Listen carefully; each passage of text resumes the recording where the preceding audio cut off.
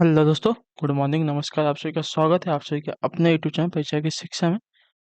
आशा करता हूँ आप सभी अच्छे होंगे। आपकी जो तैयारी है पेट की बढ़िया से चल रही है। तो जो बच्चे क्लास में फर्स्ट है, मैं पहली बार है, चैनल को सब्सक्राइब करके हमारे साथ जुड़ जाइए।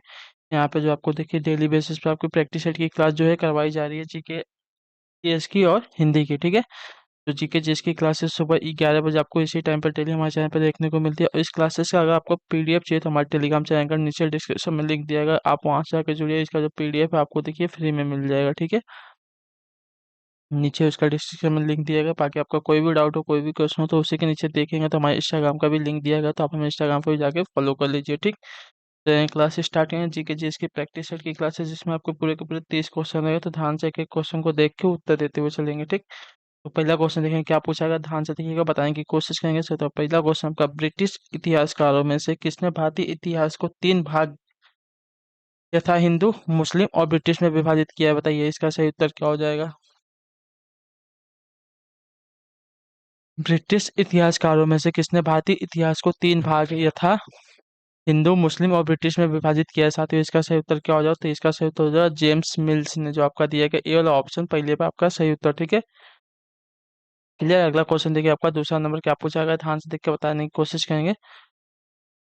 प्रभाकर वर्धन वर्धन वंश का पहला राजा किसका शासक था? इसका सही उत्तर क्या हो जाएगा? बताइए।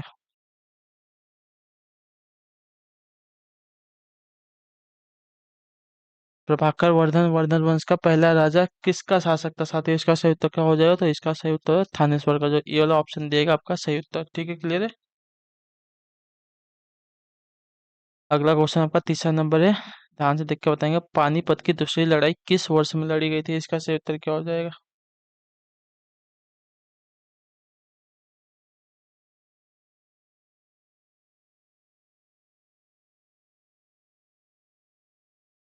देखिए, पानीपत की जो दूसरी लड़ाई लड़ी गई थी 7 अक्टूबर 1556 ईस्वी में लड़ी गई थी। ठीक है, जो आपका दिया गया यहाँ पे ये वाला ऑप्शन आपका सही होता है। किसके किसके बीच? तो अकबर और हेमू यानी कि विक्रमादित्य के बीच लड़ी गई थी, जो आपका दिया गया यहाँ पे ये वाला विकल्प आपका राइट आंसर है। ठीक है, अगले क्वेश्चन बढ़ेंगे। आपका दूसरा चौथा नंबर उत्तर देंगे। चौथे का, सूरदास ने महान संत किसकी शिक्षाओं से प्रेरणा ली ऐसा माना जाता है? बताइए। सूरदास ने महान संत किसकी शिक्षाओं से जो है प्रेरणा ली ऐसा माना जाता है? रामदास, हरिदास, चैतन्य या वल्लभाचार्य? इसका सही उत्तर हो जाए साथियों श्री वल्लभाचार्य, जो आपका डी वाला विकल्प देगा आपका राइट है। ठीक है, श्री वल्लभाचार्य जो है आपके देखिए भक्तिकालीन सगुण धारा की कृष्ण भक्ति शाखा के आधार स्तंभ एवं पुष्टि मार्ग के प्रणेता थे। उनके 4 शिष्यों के अतिरिक्त अनगिनत भक्त, सेवक और अनुयायी थे। ऐसा माना जाता है कि सूरदास ने इन्हीं की शिक्षाओं से प्रेरणा ली थी। ठीक है, तो जो आपका डी वाला विकल्प दिया श्री वल्लभाचार्य आपका यहाँ पे सही उत्तर हो जाएगा। अगले क्वेश्चन बढ़ेंगे, पांचवा नंबर है, उत्तर देंगे। सही उत्तर क्या हो जाएगा? ध्यान से देखिएगा, बताइएगा।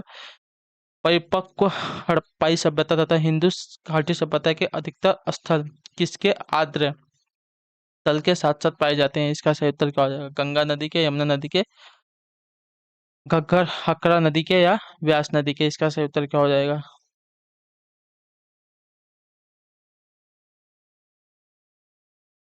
तो इसका सही उत्तर हो सकते हो घग्गर हकरा नदी, यानी कि अभी जो आपकी सरस्वती नदी है उसके नाम से भी जानी जाती है। ठीक है, तो जो आपका दिया गया यहाँ पे सी वाला ऑप्शन आपका सही उत्तर हो जाएगा। ठीक, क्लियर।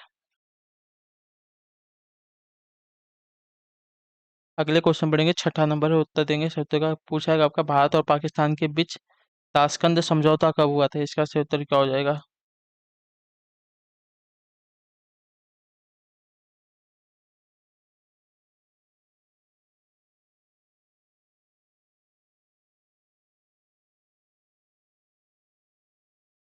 देखिए 1966 में, जो ये वाला ऑप्शन दिएगा आपका सही उत्तर हो जाएगा। भारत तथा पाकिस्तान के बीच 10 जनवरी 1966 को ताशकंद यानी कि उज्बेकिस्तान में एक शांति समझौते पर हस्ताक्षर किए गए, जिसे ताशकंद समझौता कहा जाता है। तो जो आपका ये वाला ऑप्शन दिया गया है छठे पे सही उत्तर है। ठीक, अगला क्वेश्चन सातवां नंबर है, पूछा गया है, ध्यान से देख के बताएंगे सही उत्तर क्या हो जाएगा आपका। सातवां नंबर, 1917 में चंपारण सत्याग्रह किस राज्य में प्रारंभ किया गया था? कल मैंने इसके बारे में आपको बताया गया था। गांधी जी का पहला सत्याग्रह था और किस राज्य में हुआ था मैंने आपको बताया था कल।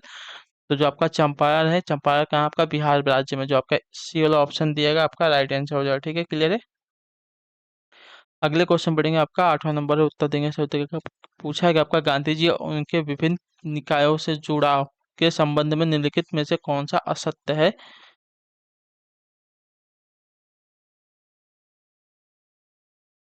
तो यहाँ पे हमको असत्य कथन चुनना है। तो देखिए, वे क्रिप्स आयोग के सदस्य थे, गलत बात है।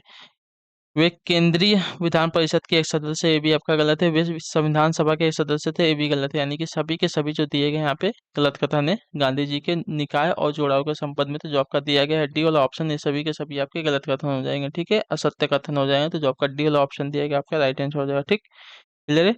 अगले क्वेश्चन पढ़ेंगे, 9वां नंबर है, उत्तर देंगे सत्य। क्या पूछा गया आपका, अमृतसर में जलियांवाला बाग कुख्यात जनसंहार किस दिन घटित हुई थी, इसका सही उत्तर क्या हो जाएगा।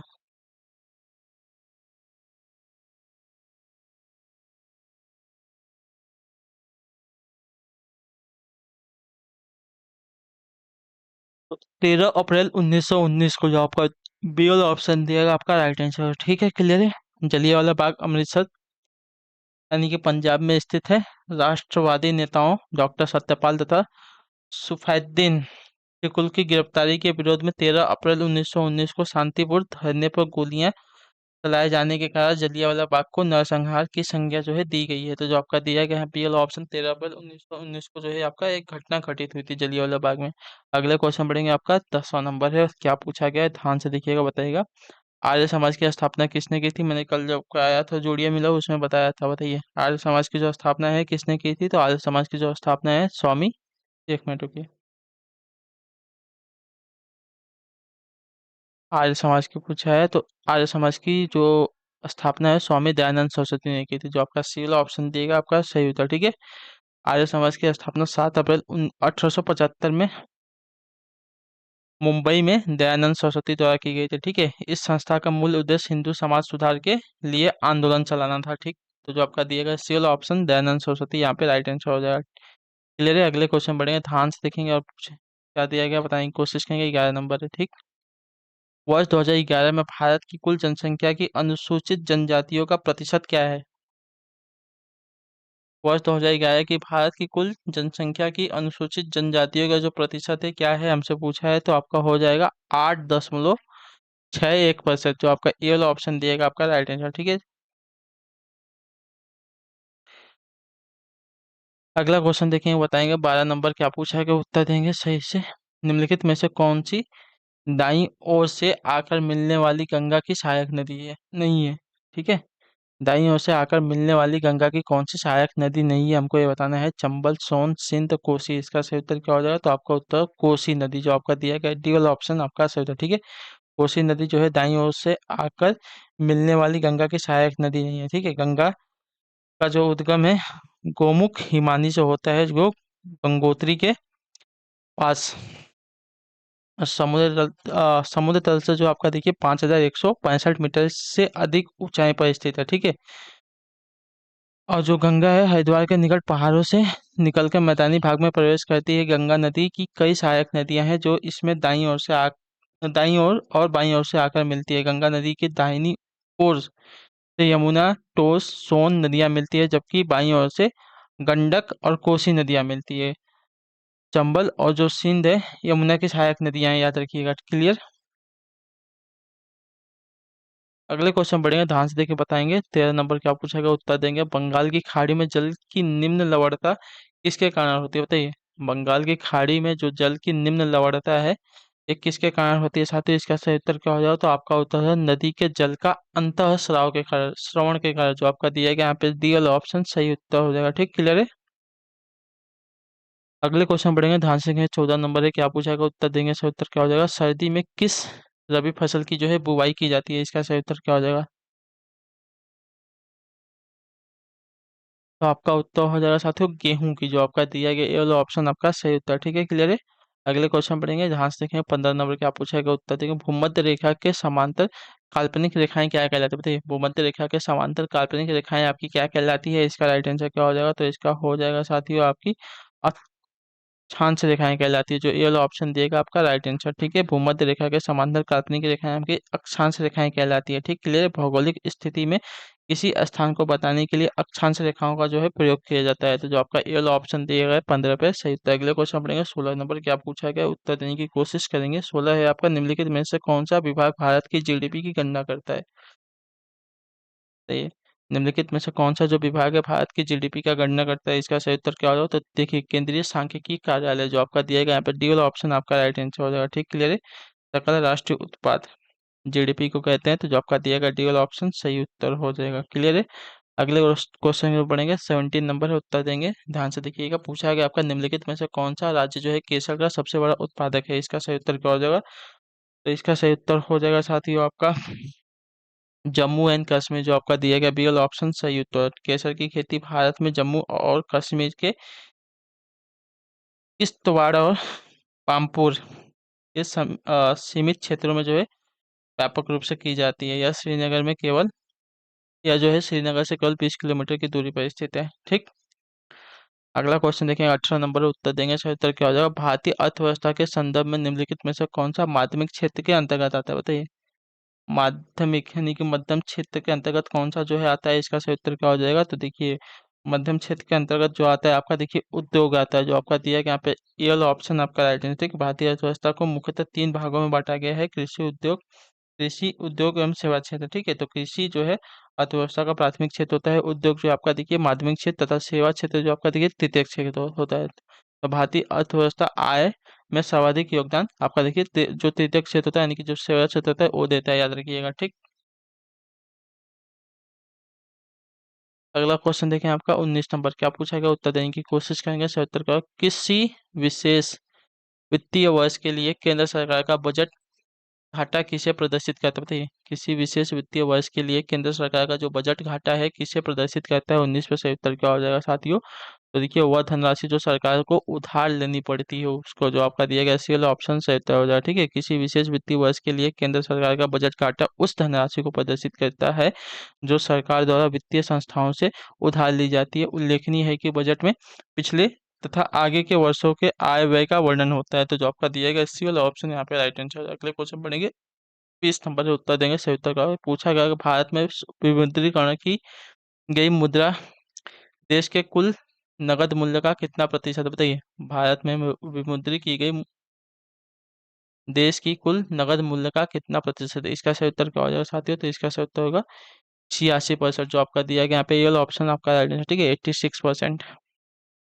विमुद्रीकरण के दौरान उच्च मूल्य वाले नोट जैसे 500 तथा 1000 का नगद मूल्य कुल मौद्रिक परिचालन का 86% है। ठीक है, वर्तमान में 500 तथा 2000 के उच्च मूल्य वाले नोटों का जो नगद मूल्य है कुल परिचालित मुद्रा का 80.4% है। ठीक है, अगले क्वेश्चन पढ़ेंगे ध्यान से कि आपका 21 नंबर उत्तर देंगे। सही उत्तर का पूछा गया आपका लाहौर उच्च न्यायालय की स्थापना किस अधिनियम के अंतर्गत हुई थी, इसका सही उत्तर क्या हो जाएगा। तो इसका सही उत्तर हो जाएगा साथियों जीओआई अधिनियम 1919 के, जो आपका दिया गया ये वाला ऑप्शन आपका राइट है। ठीक है, भारत सरकार अधिनियम 1919 के अंतर्गत जो है आपका देखिए लाहौर उच्च न्यायालय की जो है स्थापना हुई थी, जो आपका दिया गया ये वाला ऑप्शन आपका राइट आंसर हो जाएगा। ठीक है, क्लियर है। अगला क्वेश्चन पढ़ेंगे 22 नंबर है, उत्तर देंगे। सही उत्तर क्या पूछा गया। स्वतंत्रता के तुरंत पश्चात किसे भारत की संविधान सभा का अस्थायी अध्यक्ष नियुक्त जो है किया गया था, इसका सही उत्तर क्या हो जाएगा।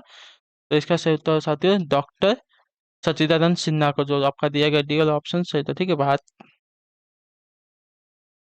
की संविधान सभा का अस्थायी अध्यक्ष किसे नियुक्त किया गया था स्वतंत्रता के तुरंत पश्चात, तो आपका उत्तर है डॉक्टर सच्चिदानंद सिन्हा को, जो दिया गया यहाँ पे बी वाला ऑप्शन आपका राइट आंसर। ठीक है, क्लियर है। अगले क्वेश्चन पढ़ेंगे ध्यान से देखें, आपका 23 नंबर है, उत्तर देंगे। सोचा क्या पूछा लोकसभा का प्रथम स्पीकर कौन था, बताइए। लोकसभा का प्रथम स्पीकर कौन था, इसका सही उत्तर क्या हो जाएगा। प्रथम अध्यक्ष कौन था, तो इसका सही उत्तर साथियों गणेश वासुदेव मावलंकर, जो आपका दिया गया यहाँ पे सी वाला ऑप्शन सही है। ठीक है, क्लियर है। संसद को देखिए 3 अंगों में लोकसभा निम्न सदन के रूप में जो जानी जाती है। ठीक है, लोकसभा को देखिए संचालित करने की जिम्मेदारी लोकसभा अध्यक्ष की होती है। प्रथम लोकसभा अध्यक्ष जो कि स्पीकर जो है आपके गणेश वासुदेव मावलंकर थे। ठीक है, इन्हें दादा साहब के नाम से भी जाना जाता था तथा इनका जो कार्यकाल है 1952 से 1956 तक था। अगले क्वेश्चन पढ़ेंगे आपका 24 नंबर उत्तर देंगे। क्या पूछा गया है? निम्न भारतीयों में से कौन जो है न्याय के अंतर्राष्ट्रीय न्यायालय का एक न्यायाधीश नहीं था, बताइए। निम्न भारतीयों में से कौन जो है आपका न्याय के अंतर्राष्ट्रीय न्यायालय का एक न्यायाधीश नहीं था, 24 में से उत्तर क्या हो जाएगा। तो इसका सही उत्तर हो जाएगा KN वांचू जो आपका दिया गया डी वाला ऑप्शन सही उत्तर। ठीक है, क्लियर है, कैलाश नाथ वांचू। क्लियर है ये वाला। ये ये जो है आपके क्या है, तो अंतर्राष्ट्रीय न्यायालय के एक न्यायाधीश नहीं थे, याद रखिएगा। ठीक, क्लियर है। बाकी जो दिए गए RS पाठक, BN राव और नागेंद्र सिंह, ये तीनों जो है आपके देखिए अंतर्राष्ट्रीय न्यायालय के न्यायाधीश रह चुके हैं। ठीक, लेकिन KN वांचू जो है आपके अंतर्राष्ट्रीय न्यायालय के न्यायाधीश नहीं थे। अगले क्वेश्चन पढ़ेंगे, ध्यान से 25 नंबर उत्तर देंगे। से उत्तर का पूछा गया आपका, निम्नलिखित में से कौन सा अनुच्छेद प्रावधान करता है कि राज्य धर्म वंश लिंग जाति उत्पत्ति के आधार पर किसी नागरिक को वंचित नहीं करेगा? इसका सही उत्तर क्या हो जाएगा, बताइए। या अनुच्छेद 15, आर्टिकल 15 जो आपका दिया गया 15 पे आपका सी वाला ऑप्शन सही उत्तर। ठीक है, 25 पे जो आपका 15 ऑप्शन नंबर सी दिएगा आपका राइट आंसर। ठीक है, भारतीय संविधान का अनुच्छेद 15 यह प्रावधान कहता है कि राज्य धर्म वंश जाति उत्पत्ति के आधार पर किसी नागरिक के प्रति जीवन के किसी क्षेत्र में भेदभाव नहीं करेगा। ठीक है, अनुच्छेद 15 उल्लेख मौलिक अधिकारों के अंतर्गत किया गया है। तो जो आपका दिया गया सी वाला ऑप्शन यहाँ पे है। जैसे अगला क्वेश्चन पढ़ेंगे आपका 26 नंबर उत्तर देंगे।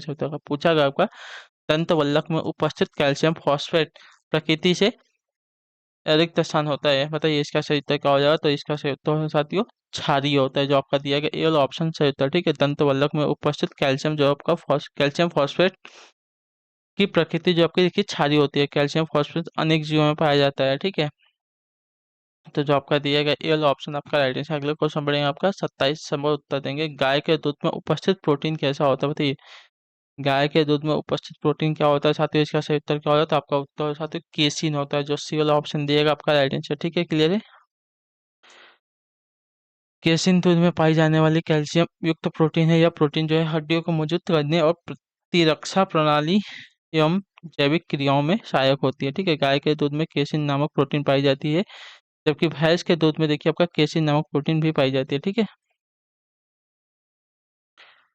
किंतु भैंसों की अपेक्षा गाय के दूध में जो केसिन की प्रोटीन होती है अधिक मात्रा में होती मिलती है, याद रखिएगा। अगले क्वेश्चन बढ़ेगा आपका 28 नंबर उत्तर देंगे। इस उत्तर का क्या पूछेगा, आधुनिक आवर्त नियम कहता है कि तत्वों के गुण उनके रिक्त स्थान के आवर्ती फलन है, किसके? बताइए इसका सही उत्तर क्या हो जाता है? इसका सही उत्तर परमाणु संख्या के। ठीक है, जो ये वाला ऑप्शन देगा आपका राइट आंसर होगा। ठीक है, आधुनिक आवर्त नियम कहता है कि तत्वों के गुण उनके परमाणु संख्या के आवर्ती फलन होते हैं। ठीक है, क्लियर है। अगले क्वेश्चन बढ़ेंगे, ध्यान से देखें, बताएंगे आपका 19 नंबर से उत्तर देंगे। सर क्या पूछा गया है, एक गोलाकार दर्पण और पतले गोलाकार लेंस दोनों की ही फोकस दूरी +25 सेंटीमीटर है। दर्पण और लेंस रिक्त स्थान होने की संभावना है, किसके? बताइए। दोनों अवतल होंगे, दोनों उत्तल होने के, दर्पण अवतल और लेंस उत्तल होने के, दर्पण उत्तल और लेंस जो है अवतल होने के, क्या होने के? तो देखिए इसका सही उत्तर हो साथियों दर्पण जो है अवतल और लेंस जो है उत्तल होने के, जो आपका दिया गया सी वाला ऑप्शन सही उत्तर। ठीक है, लेंस तथा दर्पण दोनों के द्वारा बना प्रतिबिंब प्रतिबिंब की आकृति आकार स्थिति तथा प्रकृति पर निर्भर करता है। यदि गोलाकार दर्पण तथा पतले गोलाकार लेंस दोनों के फोकस दूरी जो है +25 सेंटीमीटर है, तो चिन्ह जो परिपाटी के अनुसार जो है दर्पण अवतल और जो आपका लेंस है उत्तल होगा। तो जो आपका दिया गया यहाँ पे सी वाला ऑप्शन आपका राइट आंसर होगा। ठीक है, क्लियर है। आखिरी क्वेश्चन है, ध्यान से देखिएगा, बताइएगा इसका उत्तर। सेल में विभवांतर किस इकाई में मापा जाता है? सेल में जो आपका विभवांतर है किस इकाई में मापा जाता है? इसका सही उत्तर क्या हो जाएगा? तो इसका सही उत्तर साथी वोल्ट में मापा जाता है, जो सी वाला ऑप्शन दिएगा आपका राइट आंसर। ठीक है, क्लियर है। तो इसी के साथ जो आपकी क्लास है आज की जीके जीएस के पेपर कंप्लीट होते हैं। आई होप कि आपको जो क्लास है अच्छी लगे तो क्लास को जो है लाइक कर दीजिएगा और हमें कमेंट करके बताएगा आपको जो है क्लास कैसी लगी। ठीक, तो हम आपसे मिलते हैं आपकी अगली क्लास में, तब तक के लिए टाटा बाय बाय, जय हिंद जय भारत। आपसे क्लास से जुड़ने के लिए बहुत बहुत ही धन्यवाद साथियों।